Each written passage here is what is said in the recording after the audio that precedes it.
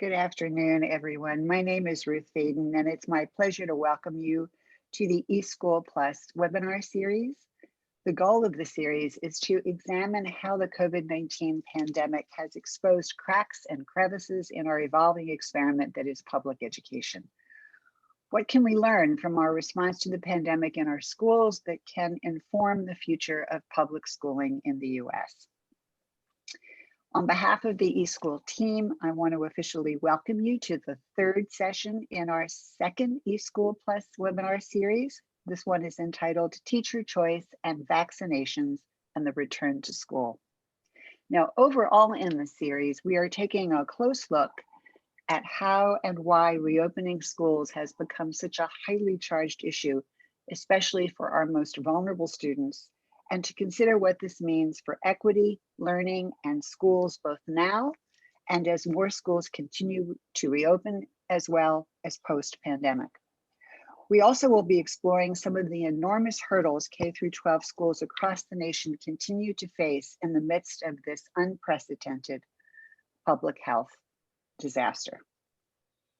As we have seen, the challenges of reopening have been divisive, particularly for families of color and families serving large populations of vulnerable students. What have been some of the key lessons learned, and what does it mean as we work towards more equitable education for all our children going forward? Today's topic is particularly interesting because just a few months ago, we weren't even sure how quickly teachers would have access to vaccines and what that would mean for our quest to fully reopen our schools. Our own internal eSchool Plus analysis and data show that as of today, all but one state in the United States have given some prioritization to teachers for vaccinations. And in fact, nationally, President Biden announced today that within 3 weeks, he expects all adults to be eligible for a vaccine everywhere in the country. Now, this is very welcome news for many people, but it leaves big questions yet to be determined, not the least of which is whether teachers should have a choice in whether to get the vaccine or not. And also, regardless of whether they have a choice, even if they do, should they have to share with their administrators whether they have had the vaccine or not?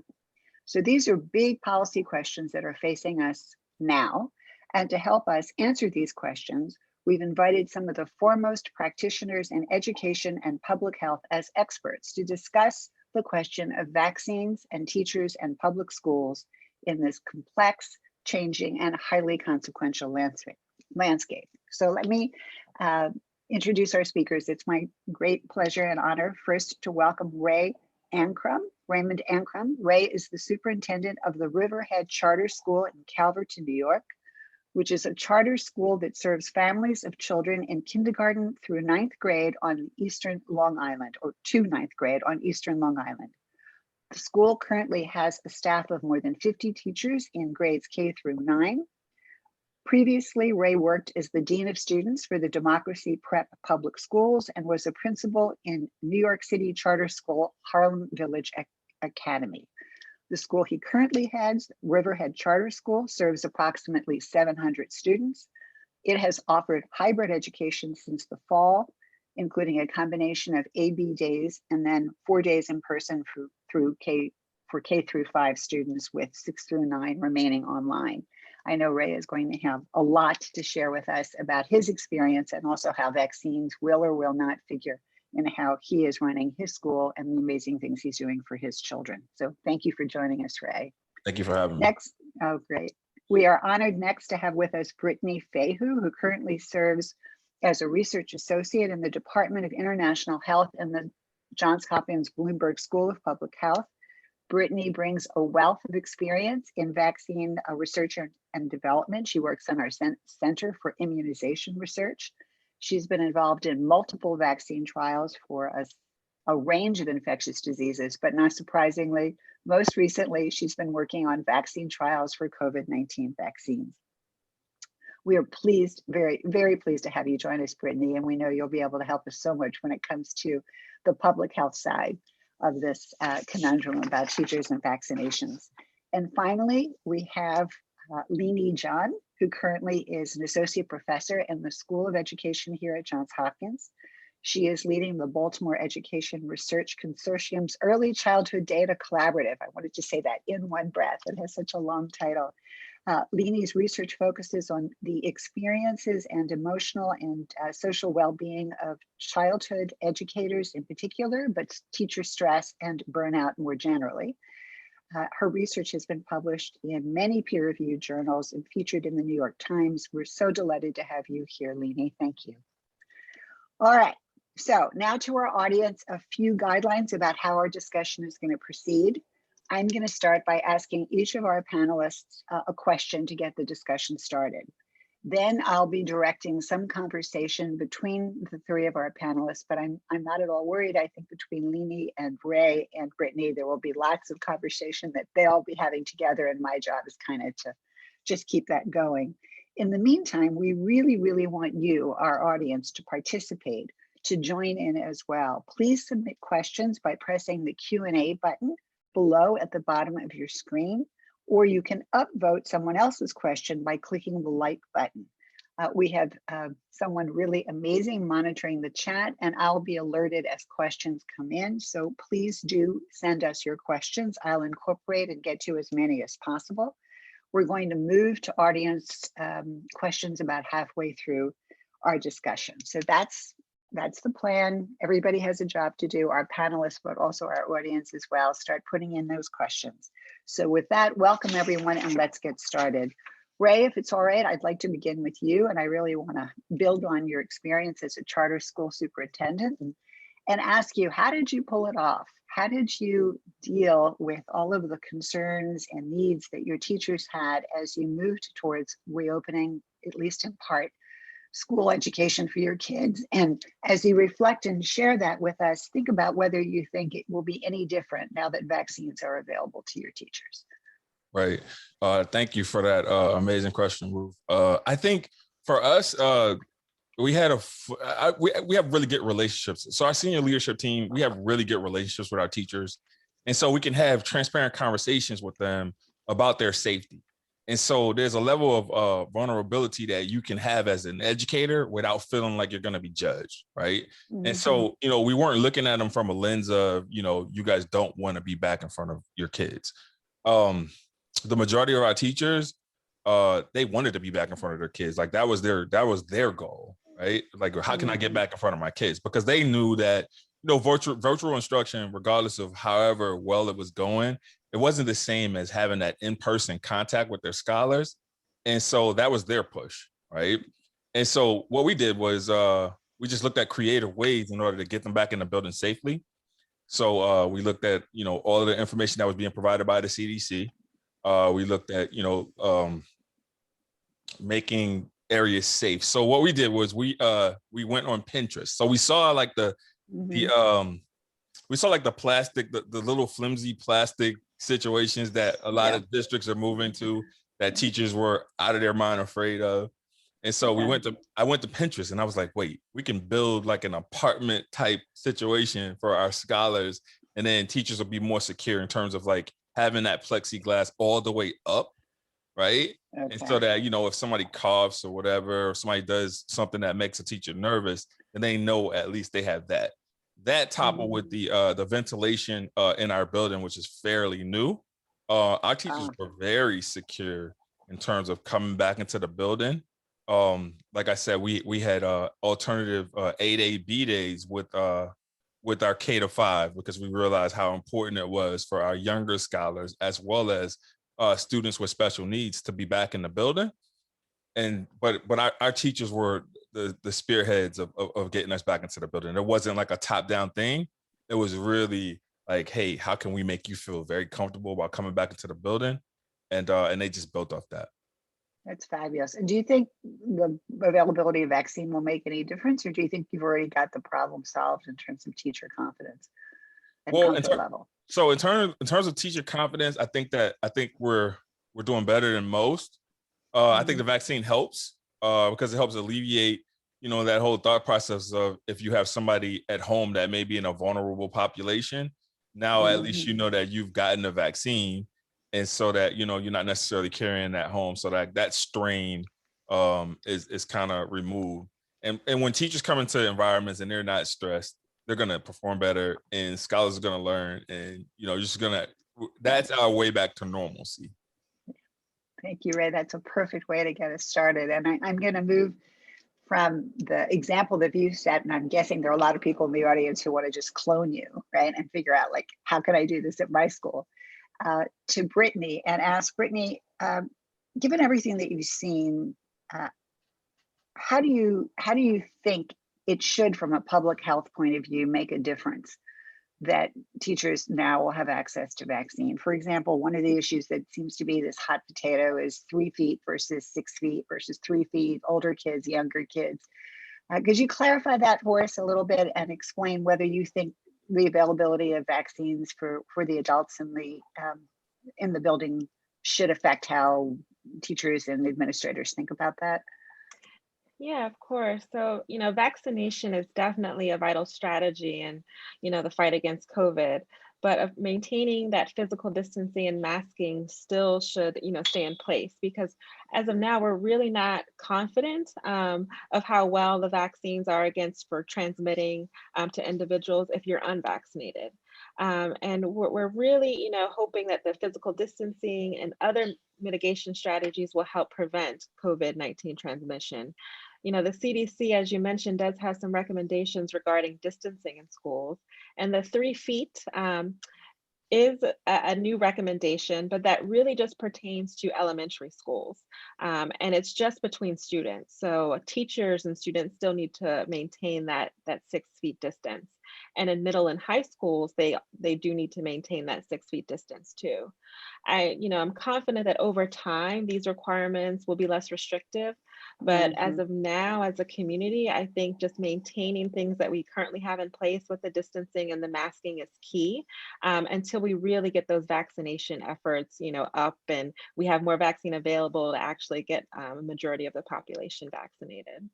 So Brittany, you might think that maybe by the fall, the start of the new school year, there may be a different set of recommendations or a looser set of recommendations than we've got right now, but can't be sure.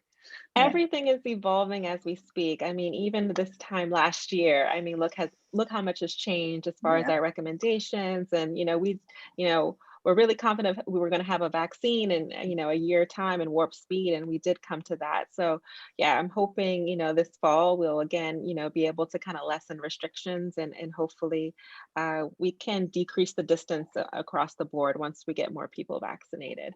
And a lot of that too is also dependent on the variants that are now spreading. Do you want to say one word about that, and then we'll move on to Lieny, the variants, because I think how the vaccines do or do not protect us against what might be coming down the road. Yeah, the variants are definitely of a concern, some more than others. They're the three main ones are the UK, the South African, and the Brazilian. Right now, we are confident that all of the vaccines that are currently for emergency use authorization here in the US are effective against hospitalization and death and severe disease. So we're really happy that the vaccines are still protective against that. Now, any type of COVID, whether it be mild symptoms, the efficacy changes as far as how effective. But as far as, keeping people out of the hospital and people from dying, all of the vaccines do a really good job of that. And right now we're hoping that booster doses are, in the process of being developed to actually cover the variants. So it is possible in the future that we may need booster doses to help with that. So this helps set the stage from, in terms of the vaccine side of the conversation. Thank you so much for that. Lieny, okay, so from the standpoint of teacher well-being and burnout and all of the things that you're such an expert on, what are you hearing about how teachers are feeling about the prospect of vaccine? Is there a vaccine hesitancy in teachers? Is it the other way around, vaccine relief? How do you see the availability of vaccine affecting the emotional and social stressors that are on teachers right now? Yeah, thanks for asking this very important question. First of all, I really want to say that it's very important to consider teachers' own stress and their own social and emotional well-being in the process of vaccination. In general, honestly, I've been hearing very positive reactions from teachers because many teachers have been desperate to get the vaccine. So when the vaccines first became available, they were definitely feeling self-anxiety and so much stress among teachers because they didn't know whether they would be eligible, they would be prioritized, Right. how they would schedule the vaccine appointments. But it's getting better and better from that standpoint, I would say. But we should all recognize that teachers are going through a lot of unknown changes over the year, and they showed a tremendous level of resilience in so many days, like overcoming the huge learning curve. They successfully transitioned to remote learning. They've been trying to find the best way to support students in various settings, particularly for students who are most vulnerable. And I even heard from some like kindergarten teachers serving younger kids, they even drive to children's houses to deliver physical learning materials for children who do not have access. So it's just amazing to see how much work teachers have been doing during this difficult time. And with the vaccines prioritized for teachers, I see that teachers eventually feel safer and they feel that their job is finally being recognized and more supported than ever. But at the same time, I want to say that they want to more like clear communications about the safety measures after they're vaccinated. So I was really glad to hear from Ray about how he's doing in his schools, because I think that can be really like good model. Yeah, super helpful. Okay, so now it's my chance to throw, two big questions out to the three of you, and I'd like to hear you each on both of these questions. And I'm, eager and waiting, guys, for questions from the audience. So please keep sending them. All right, so vaccines are they are available. They will be increasingly available. And, according to the announcement that I referenced earlier in our webinar, presumably in every state, it will be possible, not even in their role as teachers, but just as adults, for teachers to be able to get vaccine, at least in theory. I mean, we haven't solved the distribution issues. Not every teacher is going to find it easy to get a vaccine in the next week or the week after. But with any luck, most teachers who want to be vaccinated will be able to get vaccinated, say within the next month, right? Pretty much everywhere, or so we hope, for teachers who want to. So two big questions loom large. The first is, and I'm thinking, Ray, especially in your role as a school head, but also Lieny from the standpoint of teacher well-being and sort of emotional and mental stress levels, and Brittany from a public health point of view, do you think teachers should be obligated to report to a designated school administrator or through some sort of online registration whether they've been vaccinated or not? So this is I'm not yet to the point of compulsory. I'm not yet asking you whether they should be required to be vaccinated, but especially in this interim period for the rest of the academic year, right? What's left of the academic year is more and more schools are trying to move more and more kids to instruction in school buildings.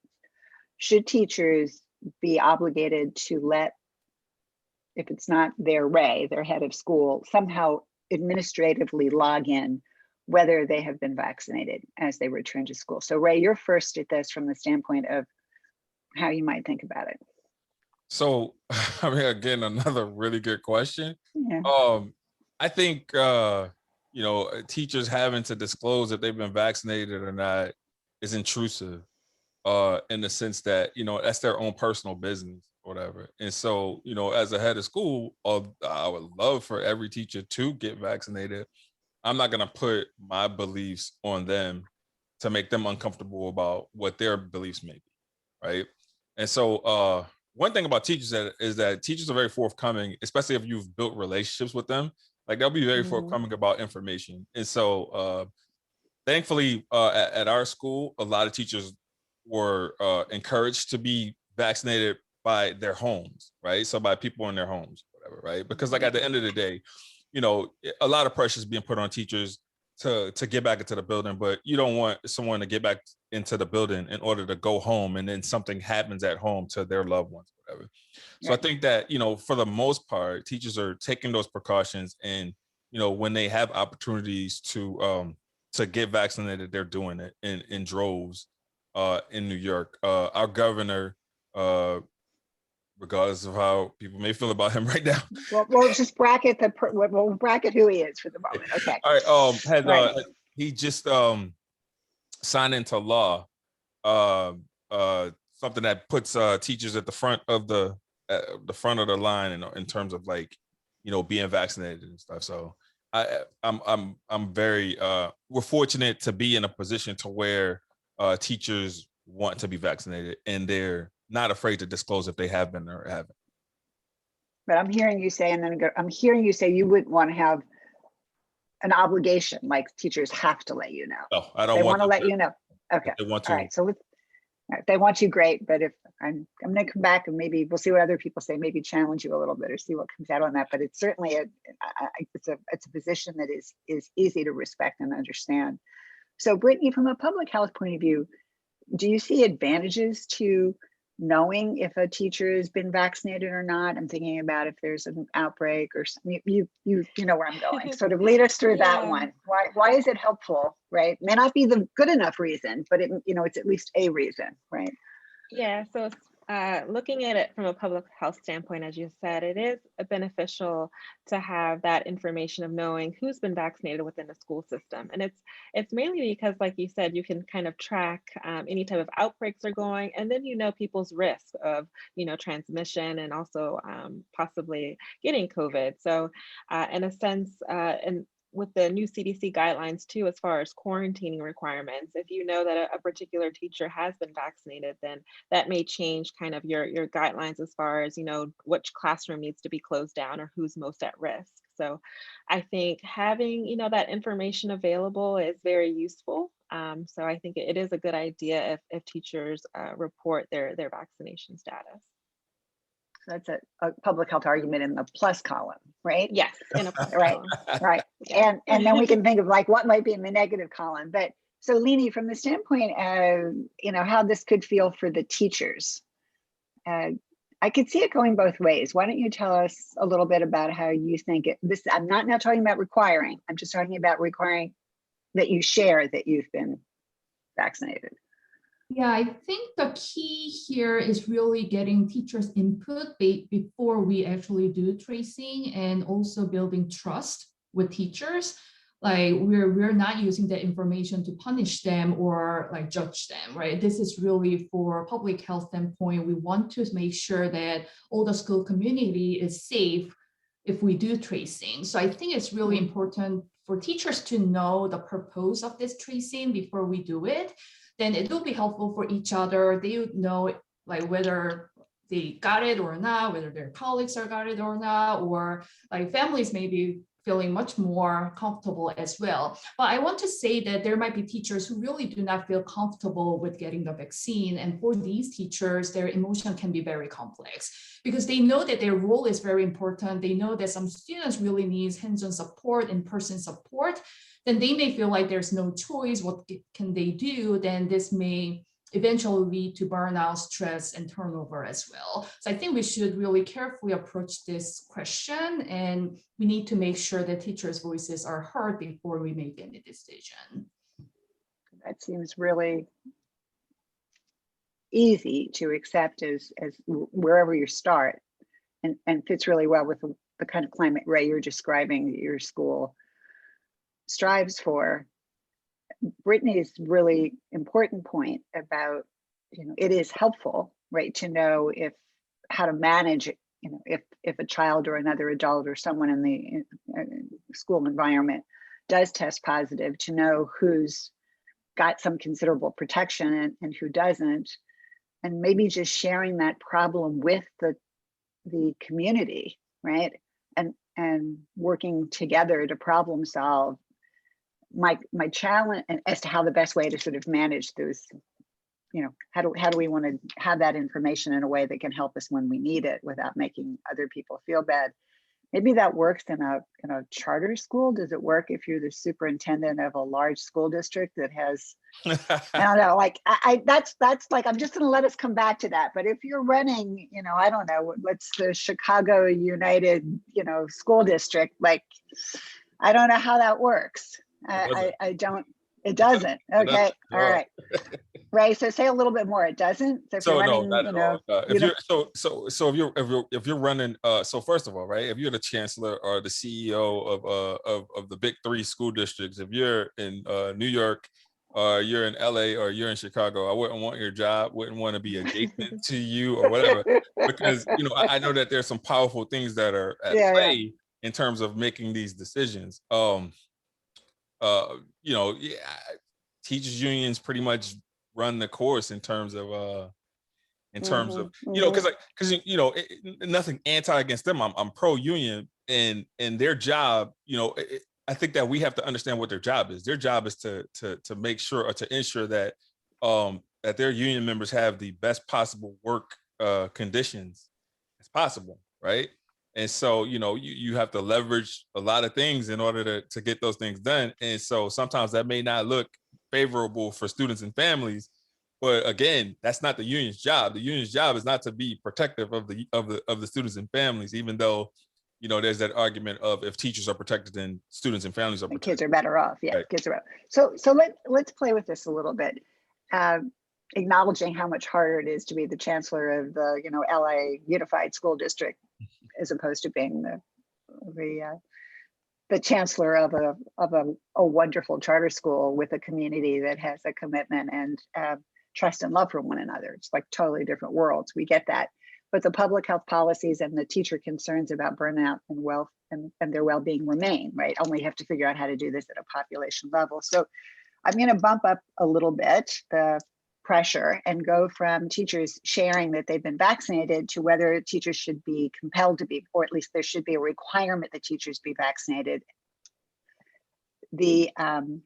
Speaking of teachers unions, a group of teachers in the LA University Unified School District, I don't know, I have to check, I'm not sure whether it's the teachers union, has filed suit last week to prevent the district from mandating COVID-19 vaccines as a condition of employment. So already we're starting to see activity on the part of organized teacher communities of teachers. Again, I need to verify that it's the union there or a self-organized group of teachers.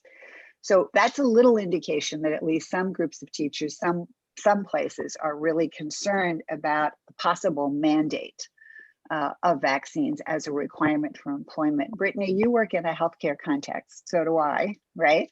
Yeah. Want to speak a little bit about mandates for vaccination generally as conditions of employment and why it may seem like a little unusual for teachers, but how healthcare workers have worked with this all along? Yeah, so within a healthcare environment, there's also often mandates, especially when it comes to influenza vaccination. That's typically a yearly mandate that anyone who has direct patient care or on a campus where you're going to be around patients and their families, that you have to get the influenza shot every year. And that's something that's understood. Those who decide not to get vaccinated, for a while it was said that you'd have to mask and use precautions. So we are very used to having these types of mandates.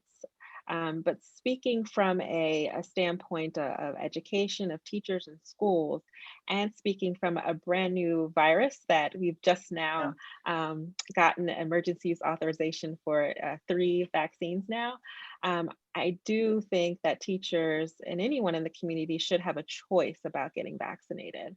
And I think vaccination is definitely important, and it's something that we've shown does, decrease the risk of hospitalization and of death, of course, but significantly. But, it being a new novel virus, and the fact that we do know that physical distancing and masking also is very effective, I think that, still giving the opportunities for teachers to kind of weigh their own kind of risk benefit ratio when it comes to vaccination is important. And that'll allow them to make the best informed decision. I think as Lieny and Ray had mentioned too, we really want to build trust in the community. We want to build trust within our schools, with our teachers, and it goes beyond the teachers, all the other individuals who work in the school system, from the maintenance to the food staff service. Like, we really want to make sure everyone has a good understanding about how these vaccines work, what they do, what they don't do, before we start making mandates and requirements. I think that the most important thing is the messaging behind the vaccines, and that way people feel more comfortable getting the vaccines that are currently available. Thank you, Brittany. I'm going to throw this to Lieny and Ray to see, but I'm guessing they agree with you. Lieny, do you think that vaccines should be required of teachers in schools or not? Yeah, as I mentioned before, I think the emotions can be very complex for teachers who do not feel comfortable yet with the vaccine. And we know from research that teacher stress is not good for students. It's not ideal for creating positive environment for students. So I really feel like choice should be there, because if you feel like there's no choice, then it can lead to high levels of stress and burnout. And we don't want to see that turnover and teachers leaving the field and that like stress impacting classroom environments. So I actually agree with Ray. Sometimes union is really recognized in a negative way when they make any action, but their role is to protect teachers. And if we mandate that, it's basically changing the condition of their employment. And Yes. It can be a lot of stress and anxiety for teachers. And I want to emphasize that as a frontline worker in the school, teachers play a critical role in students' learning, and they know their role. So because they know their role and how important their role is, they're the people who most care about students. But then at the same time, they want to protect themselves. So I think choice really should be there for teachers to like have some autonomy. But then our role is to provide like best information possible so that they can make an informed decision. So meaning that, I think you're very right to kick it out to the big picture, to recognize that what's at stake is not only how things go in schools this month, next month, or 4 months from now, but how public school succeeds as an American experiment writ large. And if we have continuing increases in teachers leaving the field and reluctance on the part of people wanting to become teachers, and this adds to that this concern about being compelled to be vaccinated adds to that, could be a downstream unintended consequence that sort of Brittany was signaling that you're bringing out, to worry about a compulsory or mandated employer requirement. Ray, you kind of tipped your hat already. I'm expecting that you will not compel your teachers to be vaccinated or require them to be. Then I have a follow-up. Okay. I won't personally, right. but The state might. I think so here's one of those instances in which school choice may be beneficial, right? So for example, if you run a charter school, and my charter school is not one of those charter schools that doesn't have a union, we're a unionized charter school. But if you run a charter school that does not have a union, then this could very well be a condition of your employment. Like if you want to work at our particular school, then you're going to have to be vaccinated in order to work here. Right. And so I wouldn't be against that, because going into the going into the next contract year, that, hey, if you want to continue working at this school of choice, then you have to either make the choice to be vaccinated or not vaccinated. And if your choice is to not be vaccinated, then you may need to find another place for you to work. I think, I think that's that's another way of looking at it, but it's kind of groundbreaking in the sense that it gives you a choice.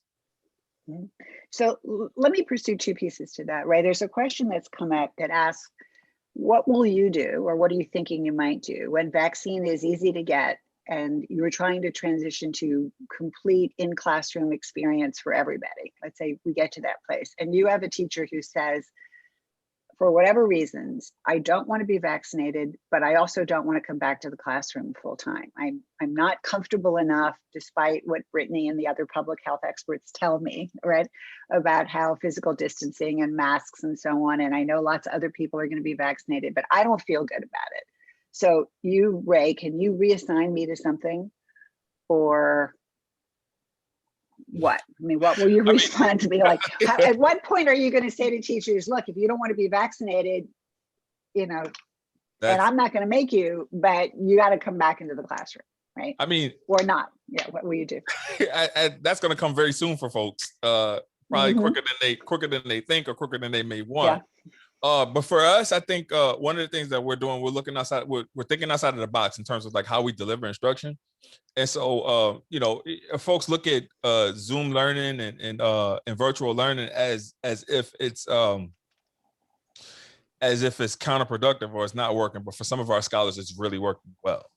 And so we want to keep components of that in order to kind of make our education program more robust. So we personally, us, would be able to find a situation that would work for a teacher like that, because, you know, we're thinking outside of the box in terms of, all right, well, when is the next pandemic going to occur? With these three strains that we talked about, how powerful are they going to be, and will they, how that may work? So I think that, you know, for folks that are listening that are running systems, you need to be precautionary in terms of like how you approach certain things, and then also, you know, in talking about that particular teacher or teachers that fall into that ilk, you already know what these teachers can do. So like you already have invested professional development and teacher learning time into these teachers. You know that they can come and do a kick butt job. I wouldn't want to invest in a new teacher if I know that I have someone there that has done the job with fidelity. Yeah, so that's actually good counsel, I suppose, even if you scale up to a very large school district. The sort of view that somehow distance education and virtual learning is going to disappear because the pandemic is over is short-sighted, and also, I mean, short-sighted because there'll be more pandemics and more concerns, but also short-sighted because we're losing opportunities to help some learners who do better in that environment, or who have needs at home or obligations at home where flexibility would be better served, you know, in high school or even in middle school by an opportunity for a hybrid type education. So you're saying if you've got vaccine hesitant teacher or teachers, see if you can't figure out a way to retain them and preserve if I'm understanding what you're saying, right, and preserve the skill building and the learnings that have already happened in the pandemic, because we had to have them, and creatively now exploit them. That would be like taking lemons and making lemonade. Very smart, smart move. We spent a lot of time in this series talking about teachers, but I want to just take, and then there's some questions that are coming in I'm going to make sure we get to, but there are other adults that work in a school building who are not professionals, right? There are the people who work in environmental services, there are the food service and cafeteria workers.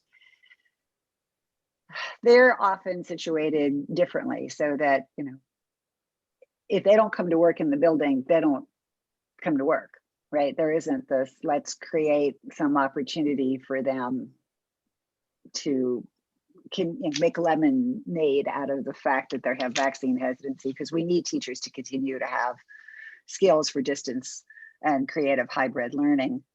What are your thoughts? And I'll go to each of you, maybe in reverse, order, starting with you, Ray, and then going to Lieny, and then ending with Brittany, about the lower wage, non-professional adults whose livelihood depends on working in a school. Ray, you want to take that first? And vaccines, like, how do you see that? Yeah, so man, I think about them probably more than they think about themselves. In that sense, I think that when you're making decisions that affect teachers, you also have to, it has to be all encompassing in terms of like who your decisions are going to impact. And so the same conversations that we have with teachers are the same conversations that we have with our social workers, our food service people, our custodians, or whatever. Like, we got to make sure that they're on board as well, because, without those folks in those critical positions, the school doesn't run, right?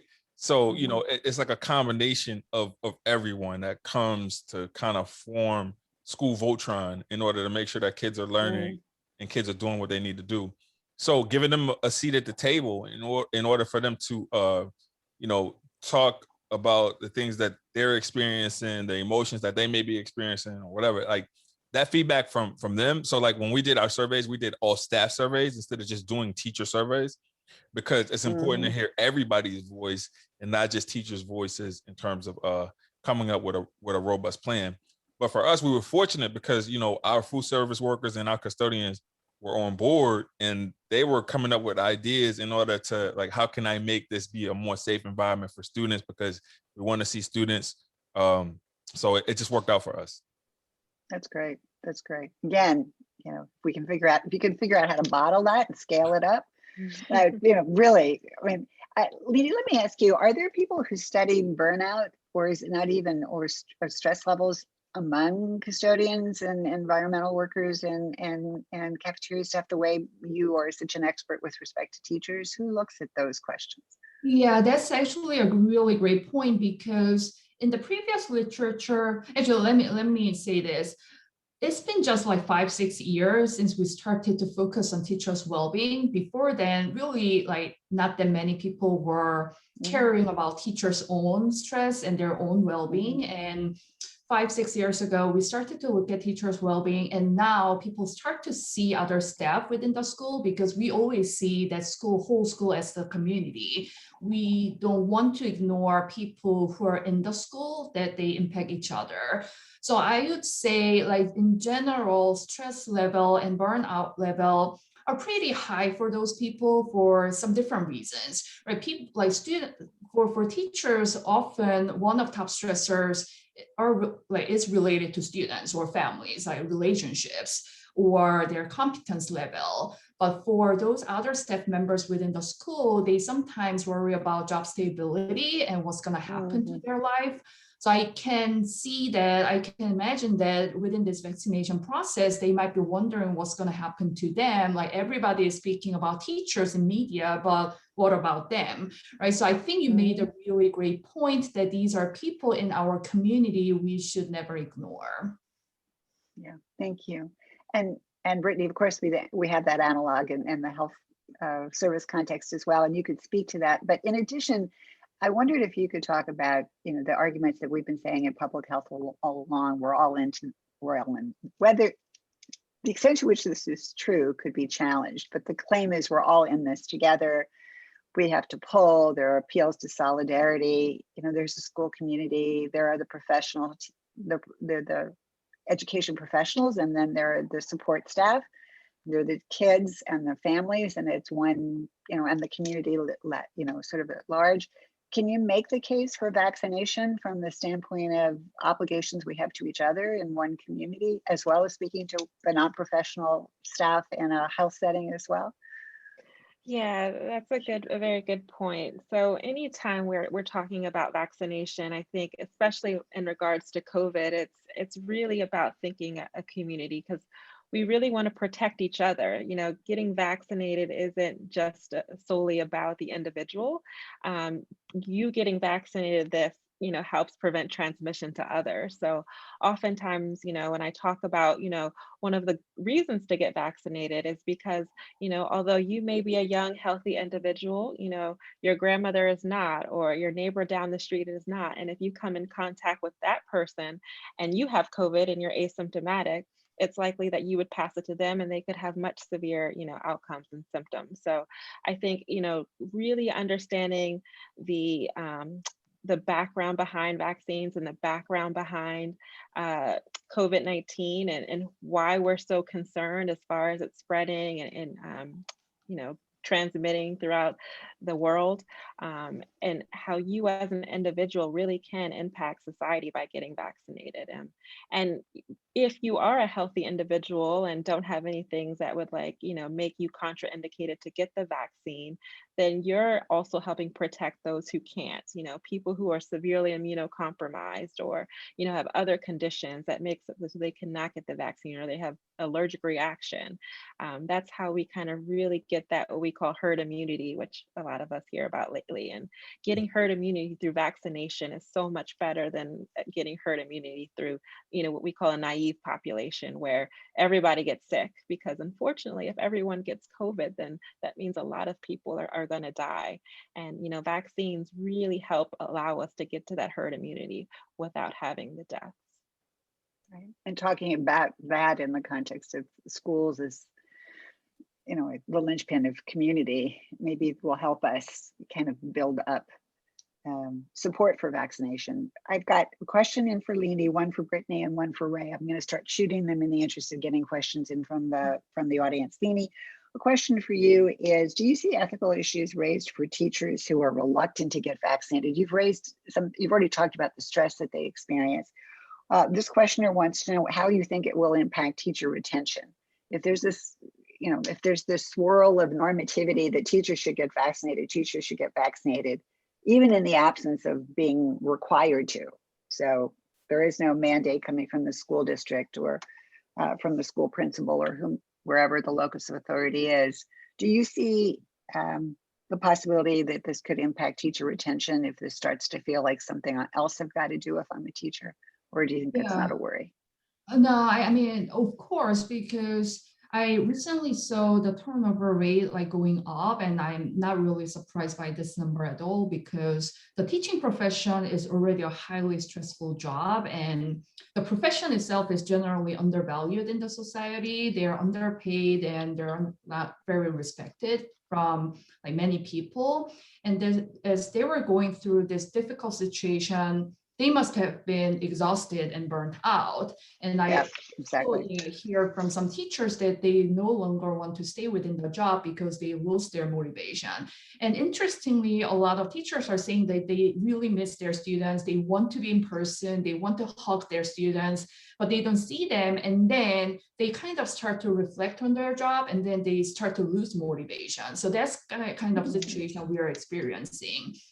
And regardless of whether they like the vaccine or not, whether we mandate it or not, they must be feeling very stressed, and they might be worried about what's going to happen next, right? We say that they're vaccinated, but what's going to be safety protocols or measures in the future? In terms of retention, yeah, definitely I'm worried, because if we mandate the vaccine or if we put tracing information related to that, there might be teachers who want to leave the job. And then the difficulties with hiring and retention, Ray mentioned that a little bit, but that would fall on like administrators' shoulders. And it can create a bad cycle of like stress between teachers and administrators and maybe other staff within the school community. So it's not just about teachers. I think it's gonna be like pretty negative for the whole school climate if turnover starts to happen. Sure. Thank you, Lieny, for sure. A question for you, Brittany, and this is vaccinations for people of color lag behind the vaccination rates for the white community, right? And it's a complex question right now, the extent to which that's as a result of inadequate access to vaccine and the extent to which there's justified distrust that lies behind a resistance or a hesitancy to get vaccinated. So the questioner says, what does this lag or this gap in adoption of vaccines or access to vaccines, and it could be, it's probably first access and then adoption, mean for teachers of color who are more likely to serve in schools serving children of color? Well, should we expect that teachers of color will be less likely to want to be vaccinated along the lines of what we're seeing for the African-American community or the Hispanic community more generally? And how should we think about that? So Brittany, an easy question for you. Easy questions all coming in, right? Yeah, no, that's a very good question, and one that, is very, in a sense, multifactorial as far as the cause of, vaccination and vaccine hesitancy and people of color. Mainly in the fact that, we know that, Blacks and Hispanics have been disproportionately affected by COVID-19. And, teachers who serve in areas, of color and who are people of color are, more at risk for COVID. And an issue too that's been raised, as you mentioned in the question, is the problem due to the fact that people are hesitant as far as getting a vaccine, or is it access? And I think it's definitely a combination of both. There is so much mistrust within the African-American community due to things like, Tuskegee, the syphilis study, and also, even at Hopkins with Henrietta Lack. So there's that, overall underlying kind of mistrust and distrust within healthcare and within science and research. And then, you have the access issue as far as, getting appointments for those who do want, COVID-19 vaccines. it was very difficult early on and still now to get online and sign up. And a lot of times too, there were, pharmacies or areas within certain communities of color that had vaccine, but individuals who live in those communities weren't able to sign up fast enough. So there were individuals coming from outside of their communities inside to get vaccine. So the whole distribution of it and access made things very challenging. But I think, as a community and, as a country now, we really need to, prioritize vaccines to those who are most vulnerable. And now with, soon within the next 3 weeks, we want to have vaccines eligible for every adult in the country. Yep. And for Pfizer, it would actually be for people 16 years of age and up, because Pfizer is actually approved down to 16, which is great. So in order to make sure the people who need vaccine the most, we really have to create better systems in order to get people registered. I know one of the things that is being helpful too is having mobile health clinics go out to certain areas. And, now with the push for, vaccinations and within communities and schools reopening, having these clinics go out to schools, and, park outside of a school to get more teachers vaccinated, especially in areas where people of color, I think would be very beneficial. So I know that's a very long response, but yeah, no, it's okay. It's a very complicated question, and yes, it was well put by the person who wrote it. I want to, here's a variation of a question to you, Ray. So we've been focusing on teachers and expanding it to school staff and the worries there, but building on the question that Brittany just challenged, we know that there is evidence or data to suggest that families of color are more reluctant and concerned about sending their kids back to school, back to physical schools, than other families from different communities, for a whole bunch of really good reasons, and some of them very heartbreaking when you hear about them. So if I'm a family parent who's really worried about whether it's safe for me to send my child back to school, especially before my child can be vaccinated, and as Brittany has just told us, it's exciting. We should be able to get at least our oldest scholars, as you call them, Ray, vaccinated, but it might not even be for the fall, maybe in the fall, before we can get our younger kids vaccinated. And I'm a parent, and I say to you, you know what? I really would like to know the proportion of people, adults in the school, who are vaccinated, because it's going to make me feel a lot better about sending my kid back to school, right?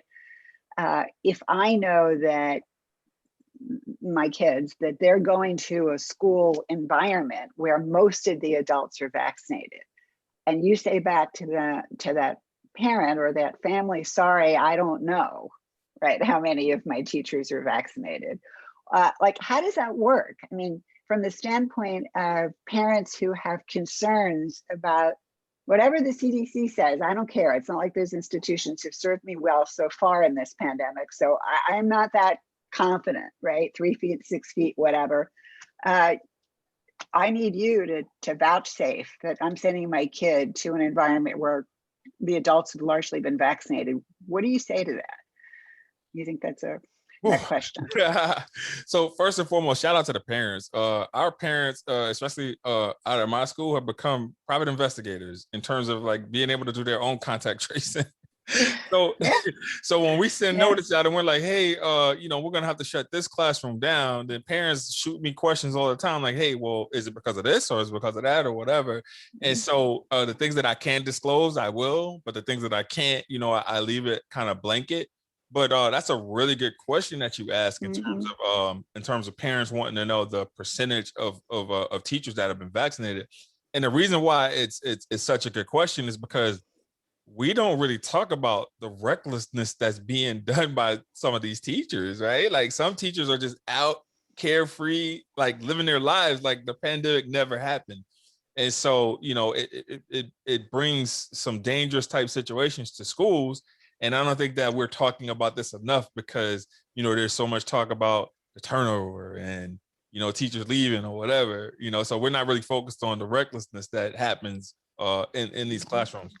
But for me, I would then bring the teachers in, especially the ones that have been forthcoming about disclosing if they've been vaccinated or not, and ask them like, hey, is it okay if we share like a blanket percentage of folks that have been vaccinated, right? So like right now, the number I'm sharing is that we have over 80% of our teachers that have been vaccinated or whatever. You already know that. Yeah, That's based on because they volunteered it. Teachers are very forthcoming in terms of they're wearing that card is like a badge of honor for some people, right? Yeah. And so yeah.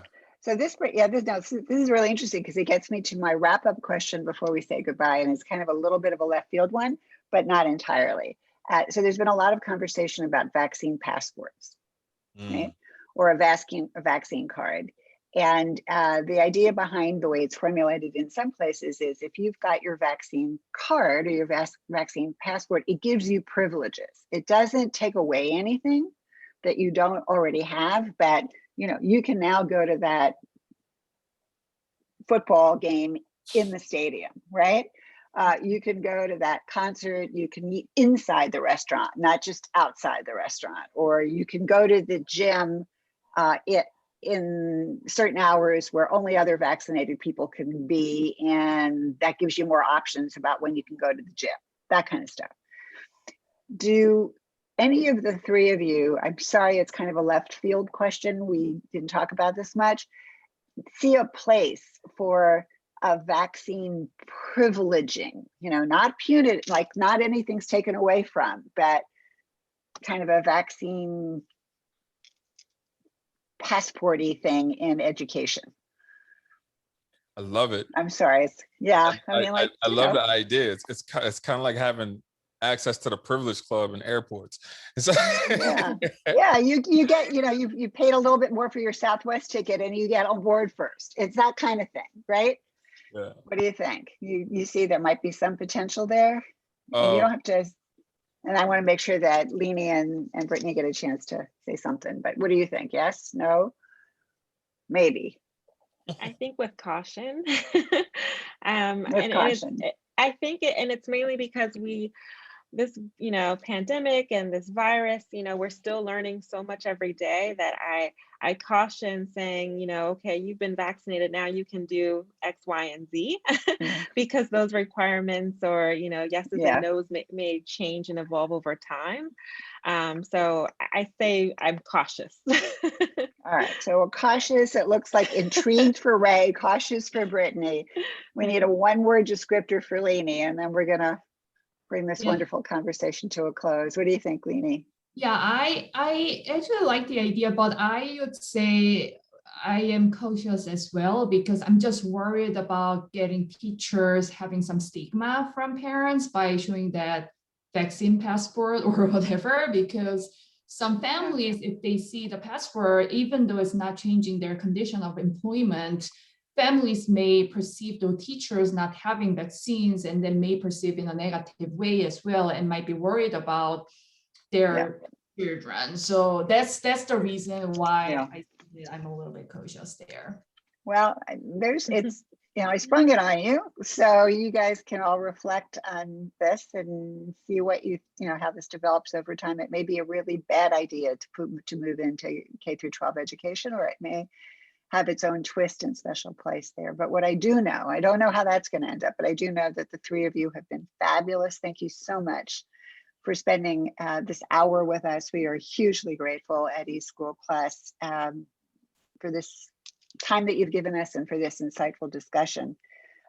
We are going to continue to examine how American education has been transformed by the pandemic and hopefully in the end improved by it. Next week on April 5th at 4 p.m., we're going to tackle addressing learning loss in special education as we continue to look at critical equity issues and the push to reopen schools. We invite everybody listening today to register for this upcoming session and as well to alert your friends and colleagues who may have a special interest in special education to join us. Our guests next week will include Erin Parsons, who is Vice President of School Programs at the Kennedy Krieger Institute, which is an institute that is devoted to developmental disabilities. Lori Betancourt, who is Professor of Special Education in our Johns Hopkins School of Education, Cheryl Holcomb McCoy, who is Dean of the School of Education at American University and herself the parent of a special needs child, and Alan Regenberg, who is my dear colleague at the Berman Institute of Bioethics and a core member of the eSchool Plus team, will serve as our moderator. Finally, I want to give a big thank you to our entire eSchool Plus team who worked tirelessly behind the scenes to bring this special webinar series to fruition, and especially to Annette Anderson and Alan Regenberg, without whom this would never be possible, this webinar series. As a reminder, the Johns Hopkins University eSchool Plus initiative is a collaboration between the Consortium for School-Based Health Solutions at Johns Hopkins, the Johns Hopkins Berman Institute of Bioethics, and the Johns Hopkins Schools of Education, Medicine, and Public Health. Last but not least, I would like to thank you, our audience, for joining us this afternoon. Again, my name is Ruth Faden, and it's been my privilege to serve as your moderator today. We look forward to continuing our conversation next week, and thank you again for joining us.